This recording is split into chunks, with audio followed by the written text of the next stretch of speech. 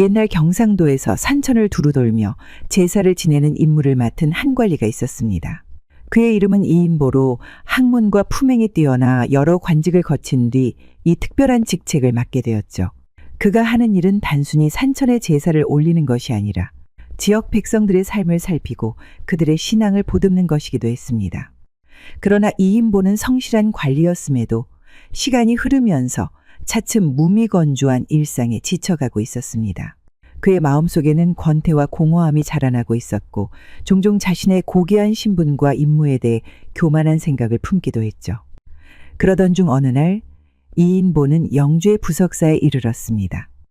부석사는 신령스러운 기운이 감도는 명찰로 이름 높았으며 사찰 주변은 깊은 산과 맑은 물이 어우러져 신선들이 머문다는 전설이 깃든 곳이기도 했죠. 그는 마당에 발을 들이며 이미 문 앞에서 기다리고 있던 주지 스님과 마주했습니다. 주지 스님은 나이가 지긋한 노승으로 얼굴에는 깊은 주름이 새겨져 있었지만 그 눈빛은 맑고 차분했습니다. 스님은 손을 모으며 이인보에게 공손히 머리를 숙이며 인사를 건넸습니다. 멀리서 오신 귀한 손님이시군요. 부석사를 찾아주셔서 참으로 감사한 일입니다. 이인보도 예를 갖추며 고개를 숙였죠. 제가 이번 임무로 여러 고을과 산천을 돌아보는 중에 부석사의 명성을 익히 들어 하루 묵어가고자 찾아왔습니다. 오히려 누를 끼치는 것은 아닌지 모르겠습니다. 스님은 손사래를 치며 부드러운 미소를 지었습니다. 대감께서 이곳에 들르신 것만으로도 사찰의 모든 이가 기쁠 뿐입니다. 부석사의 기운이 대감께 힘이 되어드리길 바랍니다. 이어 스님은 몸을 돌려 이인보를 객방으로 안냈습니다. 걸음을 옮기는 동안 스님은 사찰의 유래와 전설을 간단히 설명했습니다. 부석사가 신선이 돌을 띄워 지은 곳이라는 이야기며 이곳이 사람들로 하여금 마음의 평안을 찾게 하는 공간임을 말했습니다. 이인보는 조용히 고개를 끄덕이며 이야기를 들었지만 마음 한구석에선 어서 빨리 들어가 쉬고 싶다는 생각뿐이었습니다. 객방에 도착하자 스님은 문을 열며 이인보에게 말했습니다. 이곳에서 편히 쉬시길 바랍니다. 필요한 것이 있으면 언제든 말씀해 주십시오. 이인보는 방 안으로 들어가며 말했습니다. 은혜에 감사드립니다, 스님. 오늘 밤은 잘 쉬고 가겠습니다.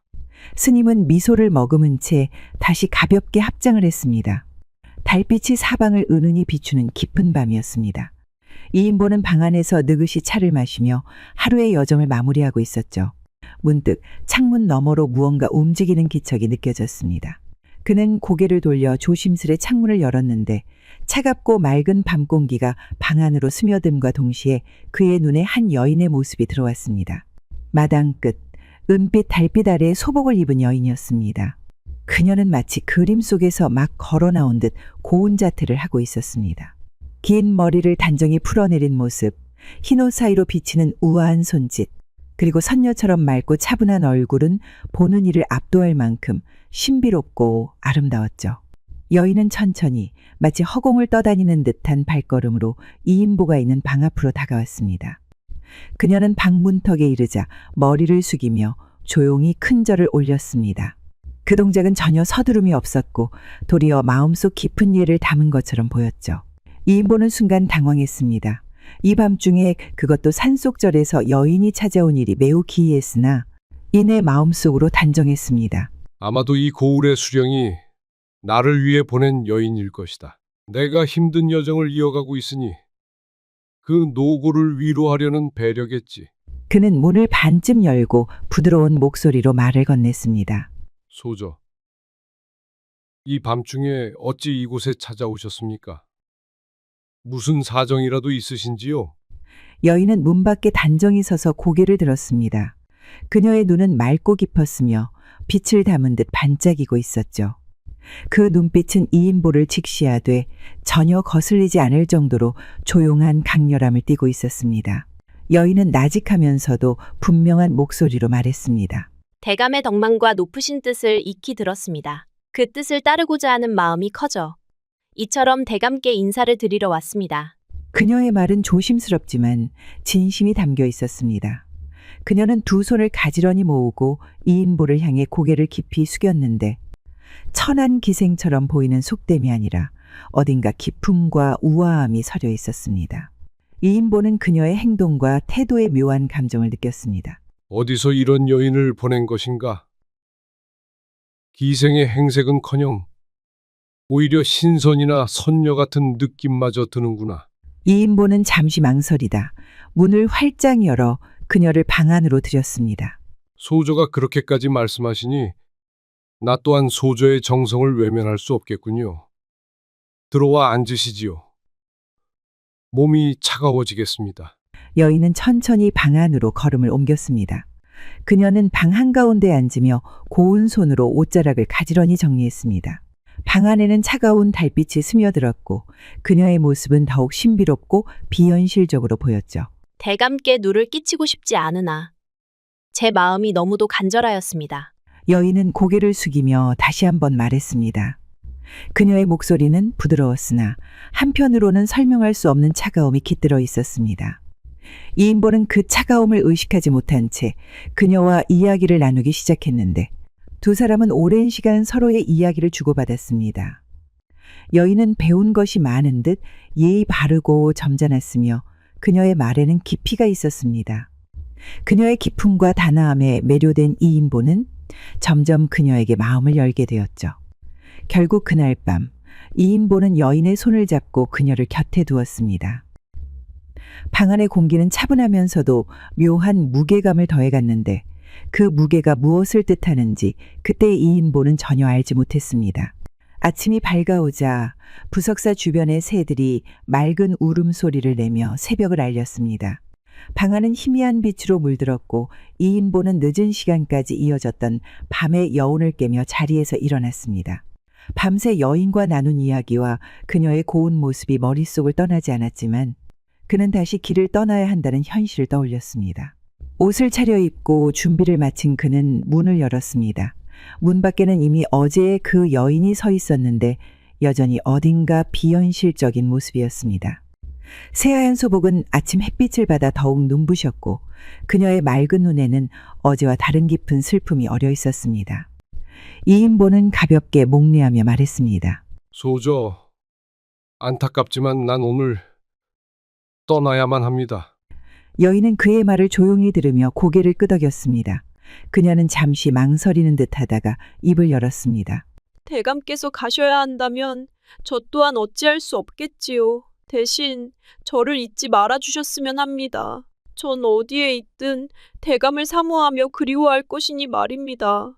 그녀의 목소리는 떨림없이 차분했지만 그 안에는 헤어짐을 받아들일 수밖에 없는 이에 아련한 슬픔이 담겨 있었습니다. 이인보는 순간 흔들렸지만 곧 고개를 저으며 마음을 다잡았습니다. 자신은 관직에 몸담은 관리였고 개인적인 정에 얽매여 임무를 소홀히 할 수는 없었기 때문이었죠. 오늘의 인연을 가슴에 품고 절대 잊지 않겠소. 그는 마지막으로 짧은 미소를 남기며 뒤돌아섰습니다. 여인의 시선이 그의 등을 따라가는 것이 느껴졌지만 그는 뒤를 돌아보지 않았습니다. 마음 한켠이 묘하게 무거웠지만 그는 그것을 억누르며 발걸음을 재촉했습니다. 산사의 고요한 공기는 그가 떠나며 남긴 여운으로 어색하게 흔들리는 듯 했습니다. 며칠 뒤 이인보는 다른 고을의 객사에 들러 하룻밤 묵게 되었습니다. 여느 때와 다름없이 피곤한 몸을 뉘고 잠이 들었지만 그날 밤은 왠지 모르게 마음이 불안했습니다. 바깥에서 불어오는 바람 소리마저도 섬뜩하게 느껴졌기에 몸을 뒤척이다 겨우 잠에 들었습니다. 한참을 자고 있었던 이인보는 갑작스러운 인기척에 잠에서 깼습니다. 머리맡에 놓인 등잔의 미약한 불빛이 방 안을 어슴풀에 비추고 있었습니다. 바깥에서는 누군가의 발소리가 점점 다가오고 있었습니다. 처음에는 바람 소리겠거니 생각했으나 발걸음 소리는 점차 또렷해졌고 객방문 앞에서 멈춰섰습니다. 그는 본능적으로 가슴이 두근거렸고 뭔가 불길한 일이 일어날 것 같은 예감에 숨을 죽였습니다. 문이 조용히 열렸습니다. 문틈 사이로 서늘한 바람이 스며들었고 그와 함께 낯익은 실루엣이 드러났습니다. 그 여인이었습니다. 부석사에서 만난 소복 차림의 여인 말이죠. 그녀는 문간에 서서 그를 바라보았습니다. 차가운 달빛 아래 그녀의 얼굴은 창백해졌고 눈동자 깊숙한 곳에는 알 수 없는 슬픔과 어둠이 뒤섞여 있었습니다. 대감. 그녀는 허리를 깊이 숙이며 정중히 인사했습니다. 제가 대감을 사모하는 마음을 거두지 못해 이렇게 다시 찾아왔습니다. 이인보는 소름이 돋았지만 차마 그녀를 내치지는 못했습니다. 그는 잠시 침묵하다 입을 열었습니다. 이 늦은 밤에 어찌 이리 먼 곳까지 오셨소? 여인은 살며시 미소를 지었는데 그 미소에는 온기가 없었고 마치 무언가를 감춘 듯한 서늘한 기운이 서려 있었습니다. 어디에 있든 대감께 닿을 수 있다면 거리와 시간이 무슨 상관이겠습니까? 그녀의 목소리는 달콤하면서도 어딘가 싸늘한 기운이 섞여 있었습니다. 이인보는 마음이 불편했지만 이미 그녀를 방 안으로 들인 상황이었습니다. 여인은 방 한가운데 앉아 옷자락을 가지런히 정리하며 말했습니다. 혹시 대감께서는 저를 그저 귀찮은 존재라 여기십니까? 이 말에 이인보는 당황했습니다. 그녀의 눈빛은 단순히 사모의 감정을 넘어선 강렬함이 있었기에 그는 서둘러 대답했습니다. 아니요. 그대의 마음을 모르는 것이 아니요. 하지만 내게는 해야 할 일이 있고 그대가 나를 쫓는 일이 부담으로 느껴지지 않을 수가 없소. 여인은 그 말을 듣고 고개를 끄덕였지만 여전히 미소를 잃지 않았습니다. 그녀의 차가운 손길이 이인보의 손등에 닿았습니다. 그의 피부는 마치 얼음에 닿은 듯 서늘해졌습니다. 이인보는 그 순간 묘한 공포를 느꼈지만 그녀의 눈빛에서 눈을 뗄 수 없었습니다. 그날 밤 이인보는 다시 한번 그녀와 함께 밤을 보냈습니다. 그러나 이번에는 이전과 달랐습니다. 방 안의 공기는 점점 더 차가워졌고 새벽녘에 가까워질수록 여인의 모습은 희미하게 흐려지는 듯 했습니다.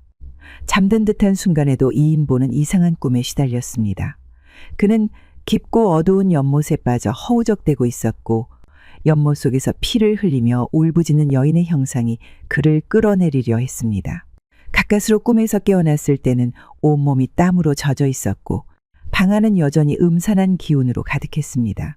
그리고 여인은 온데간데 없었죠. 며칠 뒤 또 다른 고을의 객사에서 여인은 다시 나타났습니다. 그녀의 창백했던 피부는 이제 거의 투명해 보였고 눈동자는 한없이 깊고 어두운 그림자를 담고 있었습니다. 이인보는 두려움에 떨며 그녀를 바라봤습니다. 이제는 더 이상 단순한 인연이 아니란 것을 깨달았습니다. 너는 도대체 무엇이냐? 내 정체를 밝히지 않으면 가만두지 않겠다. 그의 외침에도 여인은 조금도 동요하지 않았습니다.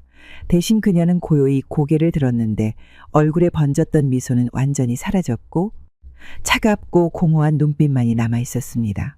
이제야 저에 대해 궁금해하시는군요. 대감께서는 저를 잊으셨습니까? 저는 몇 해 전 억울한 누명을 쓰고 옥에 갇혀 죽음을 맞은 여인입니다. 그 순간 이인보의 머릿속에 오래전 지나쳤던 한 사건이 떠올랐습니다. 몇 년 전 그는 어느 마을에서 억울하게 옥에 갇힌 여인의 사연을 들은 적이 있었습니다. 그녀는 부당한 판결로 인해 목숨을 잃을 처지였고 그녀의 가족들은 이인보를 찾아와 도움을 청했었죠. 하지만 당시에 그는 그 고을 관찰사와 친분이 있어 관여하기를 꺼려하며 그들을 돌려보냈던 사실이 있었습니다. 여인의 목소리는 갑작스럽게 떨리기 시작했습니다. 그녀의 눈빛은 금세 분노와 슬픔으로 물들었고 억누르고 있던 감정이 폭발하듯 격렬하게 터져나왔죠. 그녀는 한 걸음 앞으로 다가오며 손을 떨며 말했습니다. 대감께서는 그날 저를 살릴 수 있었습니다. 분명 제 가족이 대감께 엎드려 살려달라고 애원했었지요. 하지만 대감께서는 단 한 번 고개도 돌리지 않으셨습니다. 제가 억울한 누명으로 옥에 갇혀 죽어가고 있었을 때, 그리고 우리 가족이 대감을 찾아가 피를 토하며 절규할 때, 대체 당신은 왜 눈길 한번 주시지 않은 겁니까? 그녀의 목소리는 갈라지고 끝이 떨렸습니다. 마치 그 한마디를 꺼내는 것조차 그녀의 모든 것을 찢어놓는 듯 했습니다. 눈에는 눈물이 고였지만 그것은 울음이라기보다는 끓어오르는 분노와 고통의 증표였습니다. 이인보는 공포에 사로잡혀 그녀에게 무릎을 꿇었습니다. 내가 잘못했다. 너를 외면한 내 죄를 용서해다오. 내 억울함을 풀어줄 다른 길을 찾을 터이니 제발 나를 용서해다오. 그러나 그녀는 고개를 저으며 마지막으로 말했습니다. 육신은 이미 썩어 문드러졌고 한 맺힌 영혼만 남아있는 지금 어떤 사과를 해도 이미 늦었습니다. 그러니 대감, 그 잘난 목숨으로 죗값을 갚으십시오. 그 순간 방 안의 공기는 얼음처럼 차가워졌고 어둠이 그의 시야를 완전히 덮쳤습니다. 여인은 환영처럼 흐릿해지다가 그의 목을 서늘한 손으로 감쌌습니다. 이인보는 극심한 공포와 고통 속에서 숨이 막혀 쓰러졌고 의식을 잃었습니다. 이튿날 아침 하인들이 객사방을 열었을 때 이인보는 이미 싸늘한 시신이 되어 있었습니다. 그의 얼굴은 공포로 일그러져 있었고 목에는 손자국이 선명히 남아 있었습니다. 이 소문은 순식간에 퍼져 그가 원혼에 시달려 죽었다는 이야기가 떠돌기 시작했습니다. 그리고 그날 이후 이인보의 무덤 앞에서 흰 소복 차림의 여인을 봤다는 사람들이 나오기 시작했습니다. 하여 겁에 질린 이들은 그 근처에 다가가지 않았고 얼마 안가 이인보의 무덤가는 잡초와 풀이 무성하게 자라 아무도 찾지 않은 버려진 곳이 되었다고 합니다. 죽어서도 후손들에게 제사밥조차 얻어먹지 못하게 되고 만 것이죠. 이상 야담설화였습니다. 구독과 좋아요는 사랑입니다. 감사합니다.